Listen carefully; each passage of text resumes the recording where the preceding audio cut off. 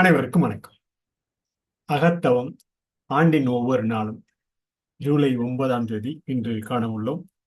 உண்மை, அழகு, பெருந்தன்மை, இளமை பொலிவு தரும் என்று கூறலாம் என நமது எம்.எஸ். உதயமூர்த்தியின் குருவாகிய ஜேம்ஸ் ஆலன் பதிந்த ஜூலை 9ஆம் தேதி பதிந்த அவருடைய புக் ஆஃப் மெடிடேஷன் என்ற அந்த நூலிலிருந்து அகத்தவம் ஆண்டின் ஒவ்வொரு நாளும் ஜூலை 9ஆம் தேதி உள்ளதை இன்று காண உள்ளோம். உண்மை, அழகு, பெருந்தன்மை, இளமை பொலிவு தரும். உண்மை, அழகு, தாராள மனப்பான்மை எப்போதும் குழந்தைத்தனமானது. அந்த இயல்பு இளமை மற்றும் புத்துணர்வுடன் இருக்கும். பெருந்தன்மை உள்ள மக்கள் எப்போதும் தங்களுக்குள் நல்லவர்கள். அவர்கள் எப்போதும் எளிமையானவர்கள். அவர் ஒன்றுமில்லாதவற்றிலிருந்து பெறுகிறார், வாழ்கிறார். தெய்வீகமாக அகத்துள் வற்றாத நீரூற்றில் இருப்பர் என பகிர்ந்துள்ளார். அவர் அந்த அடி கடைசியில் எளிமையாக நன்முறையில் பொதுமுறையில் பெருந்தகையாக இருப்பர். எளிமையாக நன்முறையில் பொதுமுறையில் பெருந்தகையாக இருப்பர் என நாம் தமிழில் பகிர்ந்துள்ளோம். அவற்றை ஆங்கிலத்தில் கூற வேண்டுமெனில், July 9th, the true, the beautiful, the great is always childlike and is perennially fresh and young. The great man is always the good man. He is always simple. He draws from nay, lives in the inaccessible fountain of the divine. He thy simple self, the better self, the impersonal self, and lo, thou art great. என பகிர்ந்துள்ளார். அவர் பதிந்தவற்றை எங்களிடம் பகிர்ந்து கொள்கிறோம்.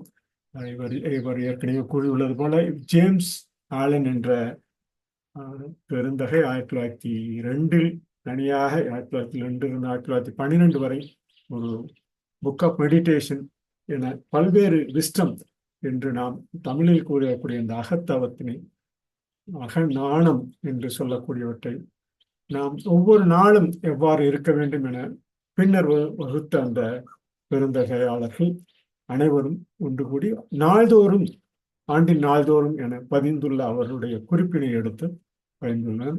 இன்று ஜூலை 9ஆம் தேதி இந்த பதிவாக தங்களிடம் இந்த பதிவினை மேற்கொள்கிறோம். உண்மை, அழகு, பெருந்தன்மை, இளமை பொலிவு தரும். உண்மை, அழகு, தாராள மனப்பான்மை எப்போதும் குழந்தைத்தனமானது. நாம் அழகாக இருப்பதும் தாராள மனப்பான்மையாக இருப்பதும் உண்மை நிலையை பேசுவதும் எப்போதும் குழந்தைத்தனமானது. அந்த இயல்பு இளமை மற்றும் புத்துணர்வுடன் இருக்கும். பெருந்தன்மை உள்ள மக்கள் எப்போதும் தங்களுக்குள் நல்லவர்கள். அவர்கள் எப்போதும் எளிமையானவர்கள். அவர் ஒன்றுமில்லாதவற்றிலிருந்து பெறுகிறார், வாழ்கிறார்.